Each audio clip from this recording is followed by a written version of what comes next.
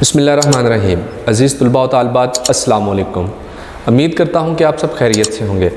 آج کا ہمارا موضوع سال دوم حصہ نظم۔ آج ہم پہلی نظم پڑھیں گے مولانا ظفر علی خان کی حمد۔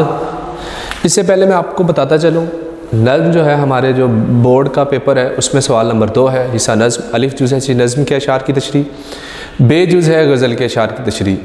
نظم کے اشعار کی تشریح جو ہے 1 نمبر نظم کا عنوان، 1 نمبر شاعر کا نام اور 8 نمبر کی تشریح۔ اس کے لیے ایک بات آپ نے ذہن میں رکھنی کہ آپ نے جب سوال نمبر 2 شروع کرنا ہے تو آپ چاہے الف جز پہلے کریں چاہے بے جز پہلے کریں۔ اگر آپ نے الف جز کیا ہے تو یہ آپ پر فرض ہے کہ آپ نے بے جز کرنا ہے۔ اگر آپ نے بے جز یعنی حصہ غزل کو شروع کیا تو اس کے بعد آپ پر فرض ہے کہ آپ نے حصہ الف کرنا ہے۔ تو آج ہم نظم کی طرف چلتے ہیں نظم موتیوں کو لڑی میں پرونا، اور ہمارے پاس ہے حمد ایسی نظم جس میں اللہ تعالیٰ کی صفات کو بیان کیا جائے۔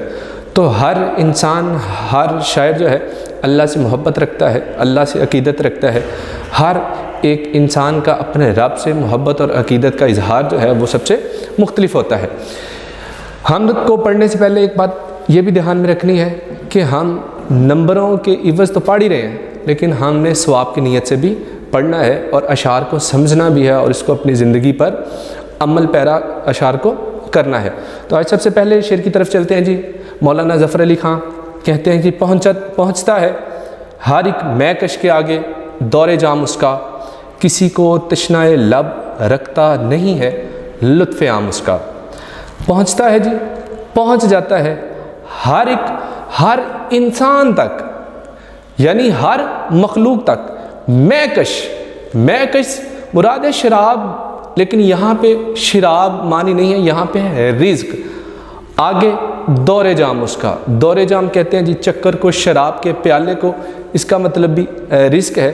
اور کسی کو یعنی کسی سے مراد کسی بھی بندے کو، صرف مخلوق کے انسانی نہیں ہے، اللہ کی جتنی بھی مخلوق ہے کسی کو بھی تشنائے لب پیاسا رکھنا نہیں رکھتا ہے لطف عام اس کا۔ لطف عام لوگوں کا فائدہ۔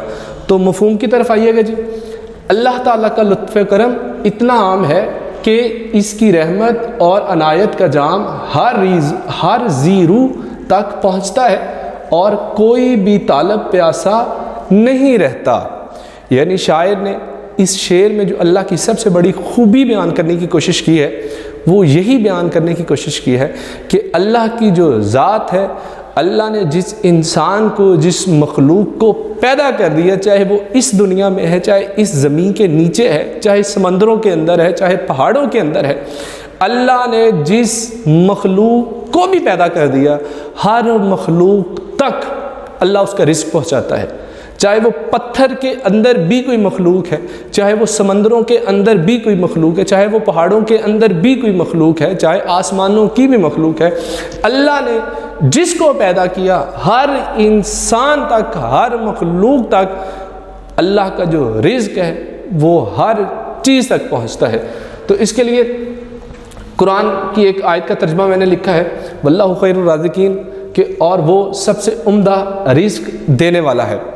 اور حوالے کا دوسرا شعر بھی دیکھیے گا کہ وہ غنی ہے کہ ہے محتاج زمانہ اس کا، کبھی خالی نہیں ہوتا ہے خزانہ اس کا۔ کہ اللہ کی ذات کا اتنا بڑا خزانہ ہے کہ وہ کبھی خالی نہیں ہو سکتا۔ ہم اللہ کی ذات کے محتاج ہو سکتے ہیں، اللہ ہمارا محتاج نہیں ہوتا۔ اللہ نے جس کو پیٹ لگا دیا، اللہ نے جس کو زندگی دے دی، اللہ نے جس کو پیدا کر دیا، اللہ نے اس کے رزق کا ذمہ لے لیا، کیونکہ رب کے معنی پالنے والا ہے۔ اور حضرت علی رضی اللہ عنہ فرماتے ہیں کہ رزق انسان کو ایسے تلاش کرتا ہے جیسے انسان کو موت تلاش کرتی ہے۔ تو دوسرا شعر دیکھیے گا صبح پیتا ہوں شام پیتا ہوں لے کے مالک کا نام پیتا ہوں۔ کہ اللہ جو ہے ہر وقت انسان کو رزق دیتا ہے۔ اگر ہم یہ سانس بھی لے رہے ہیں تو یہ بھی اللہ کے رزق میں آتی ہے، ہم پانی بھی پیتے ہیں یہ بھی اللہ کا رزق ہے۔ اور سب سے آخری کوٹیشن دیکھیے گا کہ اللہ نے واضح قرآن میں فرمایا ہے کہ ہر جاندار کا رزق اللہ کے ذمہ ہے۔ تو اب شاعر جو ہے یہی فرماتے ہیں کہ اللہ تعالیٰ کی ذات اتنی غفور و رحیم ہے، اتنی رازق ہے کہ ہم اللہ کا شکر ادا کریں یا نہ کریں، اللہ ہمیں پھر بھی رزق دیتا ہے۔ ہم کلمہ پڑھنے والے، ہم کلمہ جو نہیں بھی پڑھتے، جو غیر مسلمان ہیں، دوسری قوم میں ہیں، چرند درند، یعنی میں پہلے بتا چکا ہوں کہ اللہ نے جس ذات کو پیدا کر دیا اس کا ذمہ اللہ کے ذمہ ہے۔ تو دوسرا شعر کی طرف آئیے گا جی۔ دوسرا شعر ہے جی، گواہی دے رہی ہے اس کی یکتائی پہ ذات اس کی، دوئی کے نقش سب جھوٹے، ہے سچا ایک نام اس کا۔ یعنی گواہی دے رہی ہے، گواہی دینا، دلیل دینا اس کی یکتائی واحد ہونا، وحدہ لا شریک ہونا، کہ اللہ ایک ہے، اس کی یکتائی پہ ذات اس کی، کہ اللہ کی جو ذات ہے خود اس بات کی دلیل دیتی ہے، وضاحت کرتی ہے کہ اللہ کی جو ذات ہے وہ ایک ہے، اللہ کے سوا کوئی اور معبود نہیں ہے۔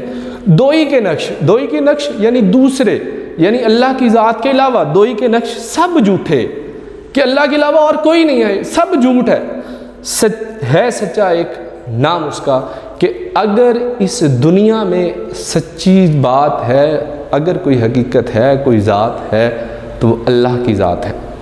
یعنی ہر چیز جو ہے اس بات کی گواہی دیتی ہے، کہ ہر چیز جو ہے اس بات کی گواہی دیتی ہے کہ اللہ کی جو ذات ہے ایک ہے، اس کے علاوہ اور کوئی معبود نہیں۔ شعر کا مفہوم دیکھیے گا کہ اللہ کی ذات خود اس کے یکتا یعنی اکیلا اور بے مثال اس جیسی کوئی مثال ہے ہی نہیں ہونے کی گواہی دے رہی ہے کہ اللہ کا کوئی شریک نہیں، اس کا نام سچا ہے، اس کے سوا سب نقش جھوٹے ہیں۔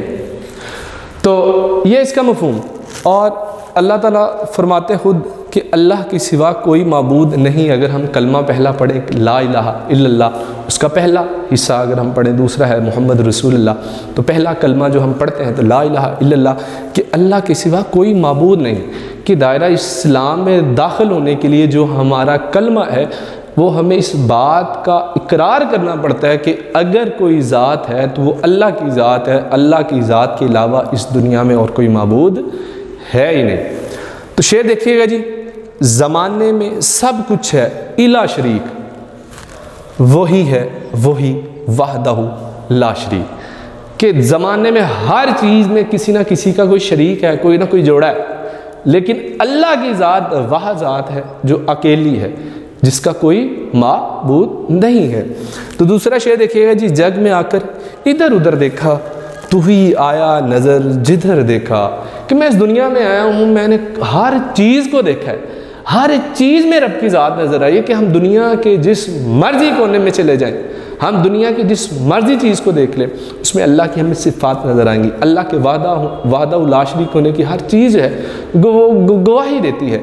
آپ ایک انسان کو دیکھ لیں، آپ اپنے ہاتھ پاؤں کو دیکھ لیں کہ اس کا ہاتھ کو بنانے والی ذات کون سی ہے، وہ اللہ کی ذات ہے۔ آنکھ کو دیکھ لیں کہ آنکھ 1 منٹ بند کرتے ہیں، فوری کھولتے ہیں تو آسمان پہ نظر چلی جاتی ہے، یعنی یہ کیا چیز ہے، یہ اللہ کی ذات ہے، اور یہ اس بات کی گواہی دیتی ہے کہ اس کو بنانے والی ذات اگر کوئی ہے تو وہ صرف اللہ کی ذات ہے۔ اور آخری شعر دیکھیے گا جی، کامل ہے جو ازل سے وہ ہے کمال تیرا، باقی ہے جو اب تک وہ ہے جلال تیرا، کہ اللہ کی جو ذات ہے وہ ہر چیز پر قدرت رکھنے والی ہے، اور ہر چیز اس بات کی گواہی دیتی ہے کہ اس دنیا میں کیا اس دنیا میں بھی اگر کوئی ذات ہے تو وہ اللہ کی ایک ذات ہے، کہ دوسرا کون ہے اس جہاں میں، کون جانے تجھے کہاں تو ہے، کہ اللہ کی جو ذات ہے وہ ایک ہے، اللہ کی جو ذات ہے وہ وحدہ لا شریک ہے۔ تو عزیز طلباء و طالبات، آج کے ہمارے لیکچر میں صرف حمد کے 2 اشعار ہیں، تو انشاءاللہ ملتے ہیں اگلے لیکچر میں۔ اللہ حافظ۔